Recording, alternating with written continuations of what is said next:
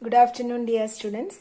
We have been discussing with the chapter Semiconductor Electronics, and today we are discussing the last topic of this lesson, that is optoelectronic junction devices. Okay, so till the last class we have been going through the different types of semiconductors, then the biasing in semiconductors like forward bias and reverse bias, then the VI characteristics, etc.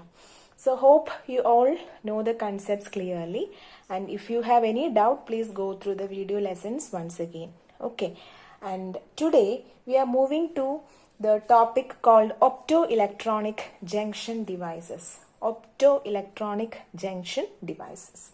Now, the conduction in semiconductors, it can be increased by increasing the temperature. Isn't it? That means when you increase the temperature, more electrons will get excited and they will move from valence band to conduction band. An increase in conduction can also be done by exciting the electrons from valence band to conduction band by the introduction of photons. Photons, that is the light. Okay, photons means light. You have studied in dual nature. So by introducing light into the diodes or the semiconductors, you can increase the conduction. Clear? So such specially designed diodes, the specially designed diodes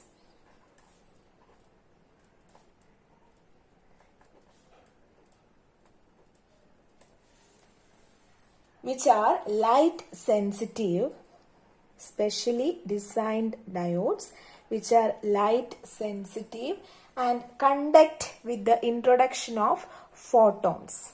Okay. Introduction of photons means in the word itself it is opto. Opto means what? Light. So by introducing light to these specially designed diodes, we can increase the conduction in a semiconductor. Clear? And such devices or such specially designed diodes are known as optoelectronic devices, or you can call it as photonic devices. Okay, photonic devices. And these optoelectronic devices can be classified as number 1, photodetectors. Photodetectors means for detecting the optical signals. Okay, for detecting the optical signals. And the examples are photodiodes that you want to study in detail. Now the second category is photovoltaic devices, which is used for converting light energy to electrical energy. Clear? Example is solar cell. That also we will study in detail, discuss in detail. Clear? And number 3 is devices which are used for converting electrical energy to light energy. Examples LED, then diode, lasers, etc. You will study LED in detail. Clear? So photodetectors, photovoltaic devices, and third is which is used to convert electrical energy into light, which we call, examples are LED and lasers, diode lasers. Clear?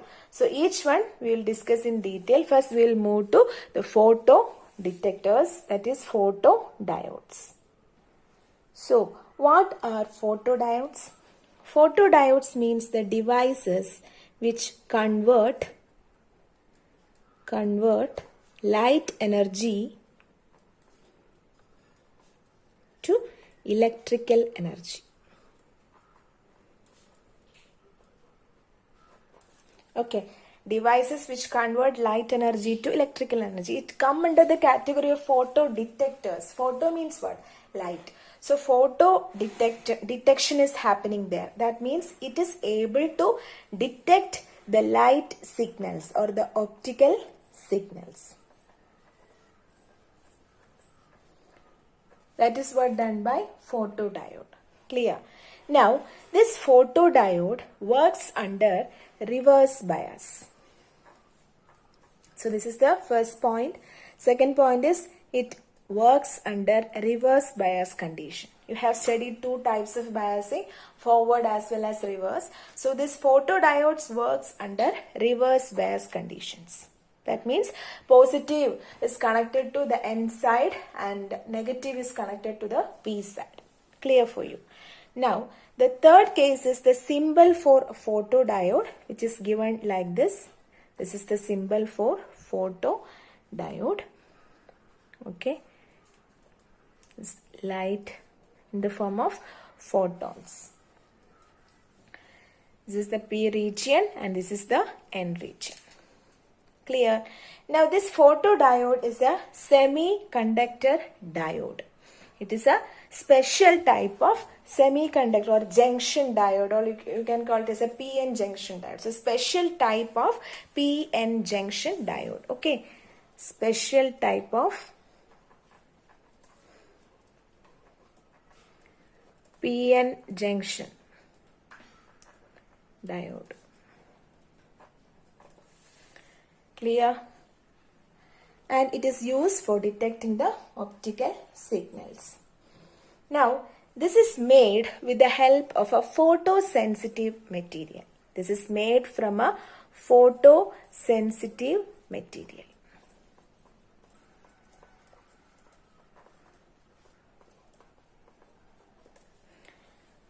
Clear? Now, the uses of photodiodes are in uses burglar alarm, then counters, which means example for counter, you can see the not counter in banks and all, that is also using photodiodes. Okay, counters, so many applications are there. So these are the basic information about photodiode. Once again, these are the devices which convert light energy to electrical energy, or you can say it detects the optical signals. When light falls on it, it is able to detect it and it is able to convert it in the form of electrical energy.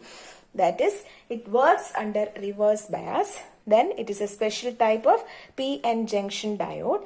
It is made from a photosensitive material. This much clear. Now, we will discuss the construction. So, it is basically a PN junction, which consists of a P side and a N side. This is P side and this is N side. Now, here we have the depletion layer, which is free from the mobile charge carriers. Now, in this depletion layer, we are allowing the light to fall on it. Okay. So here you can show like this. This is the photons or the light falling on the depletion layer. It is reverse biased, which means this P is connected to negative and N is connected to positive with the help of a suitable load RL. Clear? So this is the diagram for a reverse biased photodiode illuminated with light. Now how does it work? As you know, this P consists of holes, right? This P consists of majority charge carriers as holes and N consists of majority charge carriers as electrons. Since it is positive here, this is P. Since here it is negative and this is P, holes which consist of positively charged holes. Here positive and here the electrons are present in N side. Okay. Now what will happen?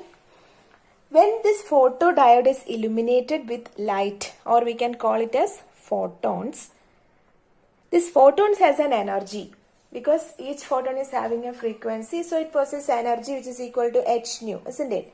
And if this energy h nu is greater than the energy gap of the semiconductors, there is an energy gap between the valence band and conduction band. So only by crossing this energy gap, it is possible to conduct semiconductors, right? So if you are giving an energy which is greater than the energy gap, that is h nu is greater than Eg, then here you know now it is only atoms are present there, because the atoms are neutral and atoms are only present in this particular situation, that you know, because here in this side there will be a positive region and here there is negative region. So here the electric field, internal electric field is set up here in this direction from positive to negative. You know that. Now here what will happen when a photon of energy greater than Eg is given to this particular depletion layer, the atoms which are present here will break. So when atoms break, you know, from the atom electrons will come out, and when the electrons will come out, holes will also be generated, because an atom is neutral. So in such a way the atom is present there. If the electrons are moving, here electrons, in addition to electrons, holes are also produced in this layer, isn't it? That is, the electron hole pairs are generated. How? By absorbing the photons. But when the electron hole pairs are generated, do they recombine? No. Why? Because here it is positive, right? Here it is connected in reverse bias, so positive, and the electrons which are produced here suddenly move to this region. That is, the electrons will move to the N side and the holes will move to the P side. Because here it is negative, so holes has a tendency to come here. Electrons has a tendency to come here, isn't it? So the electrons will move like this from this side towards the positive terminal. As a result, the current is produced. Due to the motion of the electrons, current is produced. Clear? That is how the electrical energy is produced with the help of the photons, which fall on the depletion layer of the photodiode. Understood? So these charge carriers contribute to the reverse current. Since we are connecting it in reverse bias, they won't recombine here. Even though they split to form electrons and holes in the depletion layer, suddenly before they recombine, they will move to two sides. Why? Because it is in reverse bias. Understood? This is how a photodiode works. Now if you are drawing its VI characteristics, we observe that the current in the photodiode changes with the change in light intensity, that you know, because the photo current generated is directly proportional to the intensity. You can change the intensity by using different frequencies. You can change the intensity, and as a result the current that is generated will also change. So you have studied about saturation current and all, and if you are plotting a graph, since it is working in the reverse bias, you will plot the graph in this quadrant. So how will you get the graph? If you are plotting here, like this is current and this is voltage. Current you are measuring in microamperes because it is reverse current, isn't it? Now you will get a graph like this. This is your graph. This value, you know, it is the saturation current. Okay, so this is the VI characteristic for a photodiode. Understood? So photodiode works under reverse bias. Clear? Okay. So solar cell is a device used to convert solar energy to electrical energy. Okay, solar energy to electrical energy.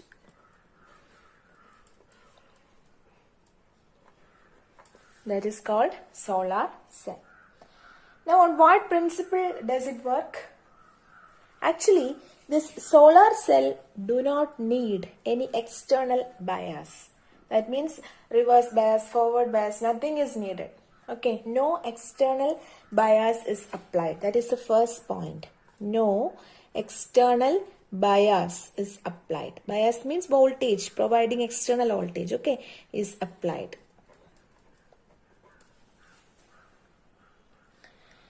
And it operates in the photovoltaic mode.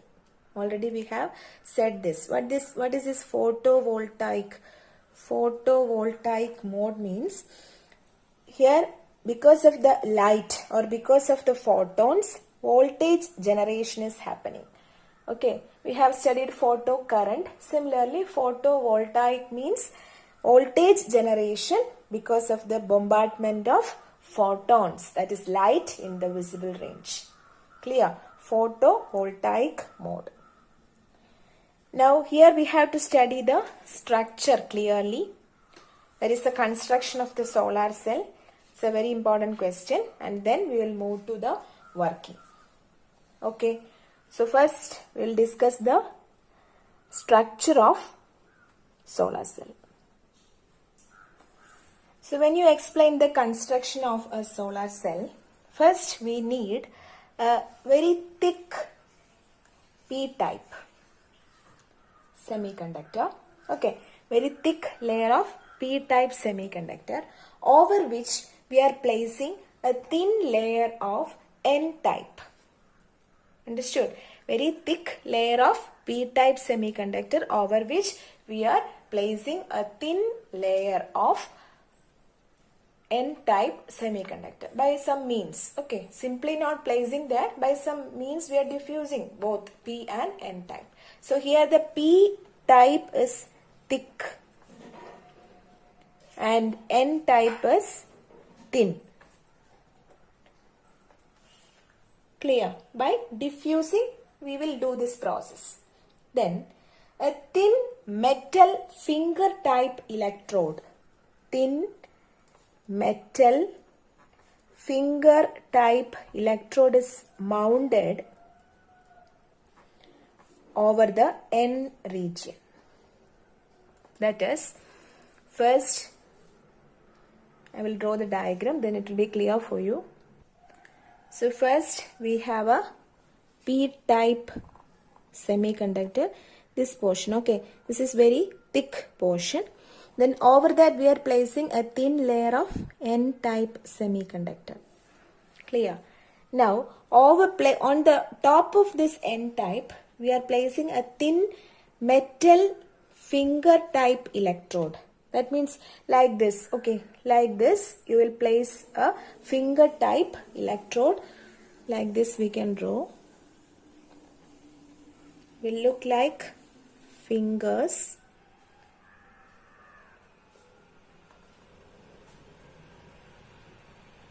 Clear? So this is the metal finger type electrode which is placed over the n-type. Okay, so this is N and this is P. Now here we are giving a back contact also, and this back contact is also made up of a metal on this surface, that is under p-type semiconductor. Below the p-type semiconductor we are giving a back contact with metal.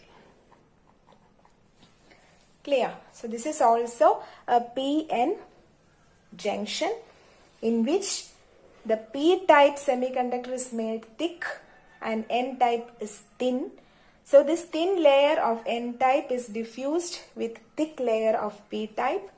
Then over the n-type we are placing a thin metal finger type electrode. It is mounted there. Okay. And why we are placing this metal finger type electrode here is because there is enough space between the fingers for the light to reach the p layer. Reach the n layer. Clear? That is why we are placing a metal finger type electrode. If you are drawing in the form like this, we can show this is P, this is N. Okay, we have the region here. Then according to this diagram, our metal strip will be here. Okay, metal strip, and here we have the back support, that is metal back contact. No biasing is there. Okay, no biasing, and so simply connect it to a load. Now here what we are doing is we are allowing the light to fall on this depletion layer. So light or the photons or the solar energy, I should say the solar energy falls on this surface of the depletion layer.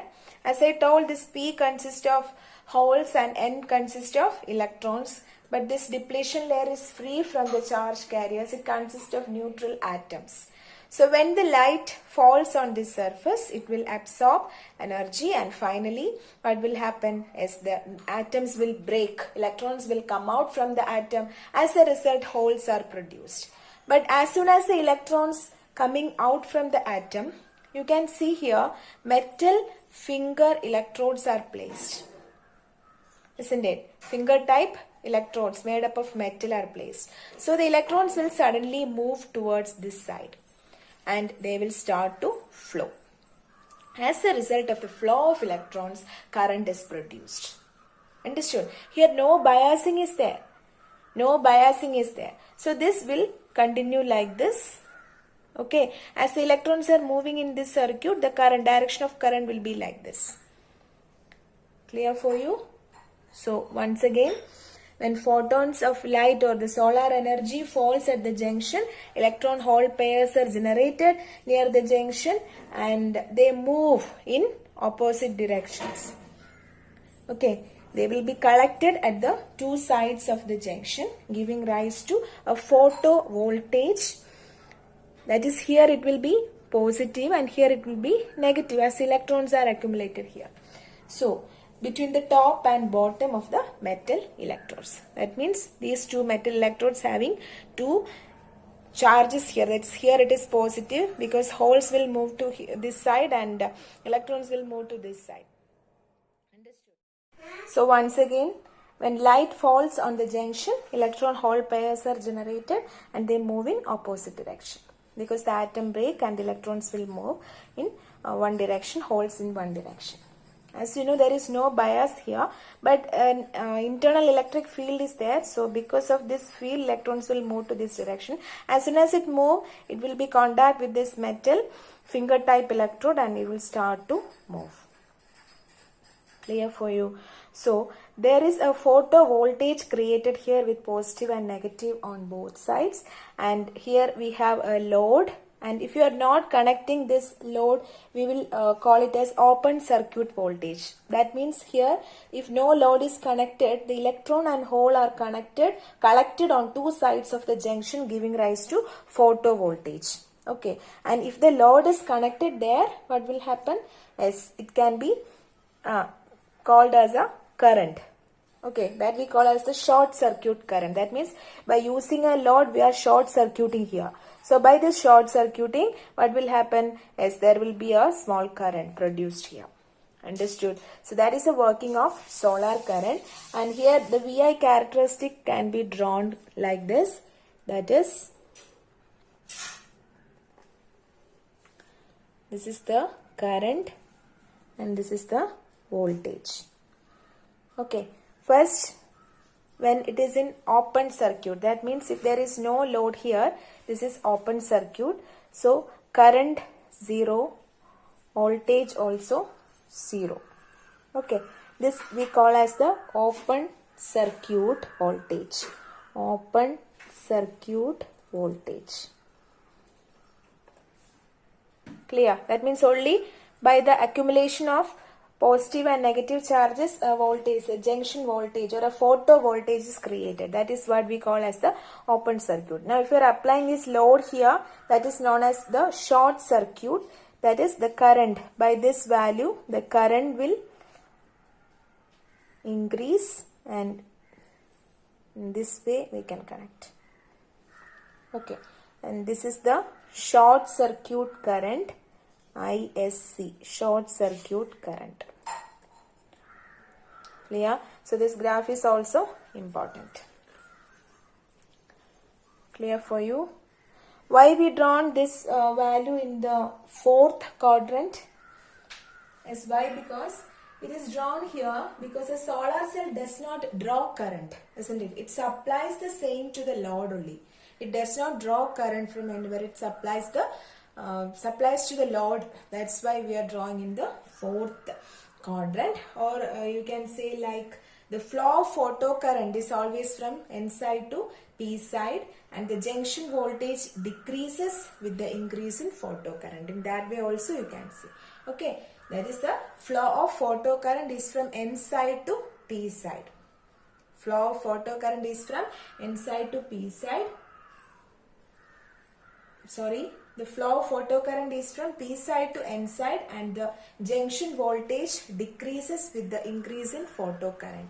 Junction voltage means that accumulation. Okay, so that also you have to mention here. Understood?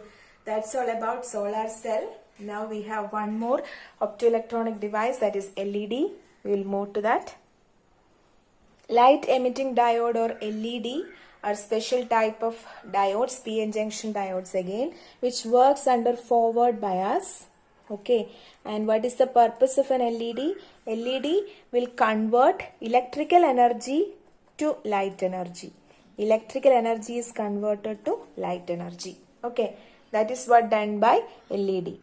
This light emitting diode is also heavily doped PN junction. Heavily doped. Heavily doped means what? Yes, the concentration of charge carriers will be more, so that the depletion layer, the width of the depletion layer is very small. Okay, so heavily doped PN junction, and it is able to emit spontaneous radiation. By giving suitable electrical energy, it is able to emit spontaneous radiation. Clear?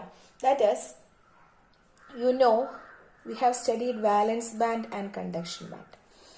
So by applying suitable amount of energy, by absorbing the energy, electrons are jumping from valence band to conduction band, isn't it? Now what will happen if an electron come back from conduction band to valence band? What will happen? Yes, it has to release the energy, isn't it? If an electron is coming towards the valence band from the conduction band, that is for exciting, or if your electrons are excited from higher energy level, electrons are excited from lower energy level to higher energy level, we are using some amount of energy, that is energy is absorbed. Similarly, when an electron falls from higher energy level to lower energy level, a photon is emitted, isn't it? A photon, or in the form of light, energy is emitted.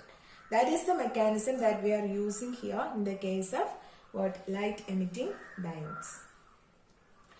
And in semiconductors or the diodes you have studied, in addition to this valence band and conduction band, there are donor levels. That is, near the conduction band there are donor levels. Near the valence band there are acceptor levels, isn't it? So when the electrons from higher energy level jump to the lower energy level containing holes, radiative transitions occur.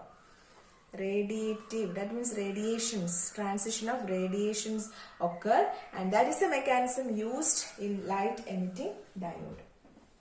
Understood? That is,